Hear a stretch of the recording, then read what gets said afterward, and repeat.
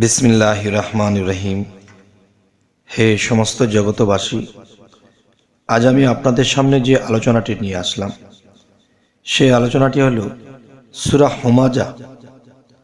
সূরা হুমাজা থেকে যে আলোচনাটি করব, দেখেন কোনো মানুষ আছে যে এই পৃথিবীতে জন্মের পর থেকে তার চোখের পাওয়ার কম, চোখের দৃষ্টিশক্তি কম। তাহলে বাকিটা জীবন কি করে চলবে? ডাক্তারি চিকিৎসাতে দেখা যায় মানুষ যখন চিকিৎসা করে তো ছোটবেলা থেকে, জন্মের থেকে যেটা হয় সেটা কিন্তু সবকিছুতে সারিয়ে উঠতে পারে না। আচ্ছা, আরো একটি বিষয় হলো, অনেক মানুষ যৌবন প্রাপ্ত হয়েছে তো তার যৌবন বয়স শেষ না হতেই তার চোখের পাওয়ার, দৃষ্টিশক্তি একদম কমে গেছে, যা মানে চলার মতো নয়, একটু দুর্বলটা বেশি হয়ে গেছে। এবং দেখা যায় এমন এমন ব্যক্তি আছে যারা একেবারেই দেখতে সমস্যা হয়, যে চশমা দেওয়ার পরেও তাদের সমস্যা হয়। এখন কথা হলো, সেই ব্যক্তিদের জন্য ডাক্তার মেডিকেল চিকিৎসায় অনেক ভিটামিন প্রয়োগ করার পরেও এই ব্যক্তিটি চোখের পাওয়ার নিয়ে খুব দুশ্চিন্তায় আছে। দেখা গেছে আমার চোখের পাওয়ার যদি মোটামুটি থাকে ভালো, তাহলে আমি চশমা পাওয়ার দিয়ে আমি দেখতে পারবো, চলতে পারবো। কিন্তু চোখ যদি ডিস্টার্ব থাকে এবং চোখের পাওয়ার যদি অতিরিক্ত খারাপ থাকে, তখন কিন্তু সেই চশমাতেও তার ডিস্টার্বটা শেষ হচ্ছে না, যাচ্ছে না। তো এখন আল্লাহ কিন্তু আমাদের এই সুযোগ সুবিধাগুলো রেখেছেন।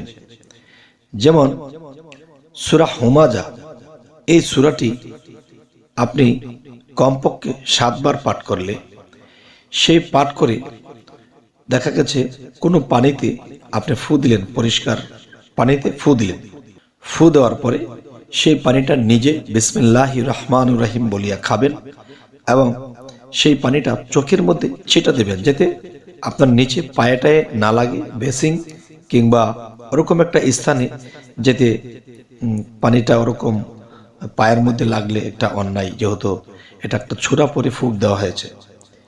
তো এখন চোখের মধ্যে নিয়মিত কিছুদিন দেবেন।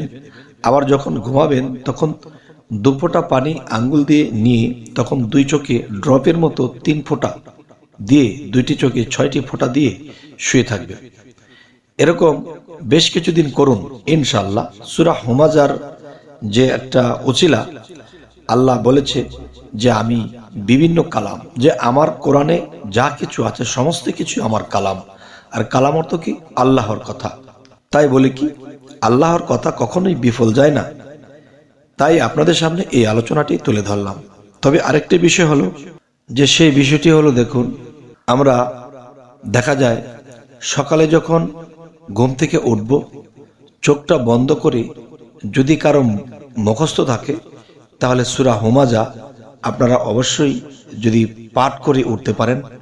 কারণ একটা বিষয় হলো যে কোরআন পাঠ করতে হলে ওযু করতে হয়, এই কথাটি বলা আছে। কিন্তু দেখেন, কোরআন যদি আপনার ওযু না থাকে, তাহলে কোরআনকে না ধরে আপনি পাঠ করতে পারবেন।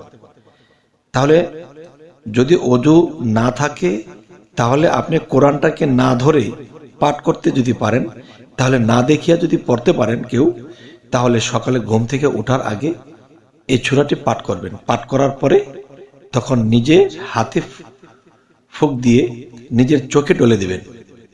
তাহলে ইনশাল্লাহ আল্লাহর এই সূরার, আল্লাহর এই কালামের বরকতে অবশ্যই আপনাদের যাদের চোখে ডিস্টার্ব আছে, পাওয়ারের সমস্যা আছে, তারা অবশ্যই সেরে উঠবেন এবং চক্ষু রোগ ভালো হয়ে যাবে। তো আমাদের চ্যানেলে যারা নতুন আছেন অবশ্যই সাবস্ক্রাইব করে নেবেন, পরবর্তীতে ভালো ভালো ভিডিও যেন আপনাদের সামনে এনে দিতে পারে। তো সকলেই ভালো থাকবেন। আল্লাহ হাফিজ।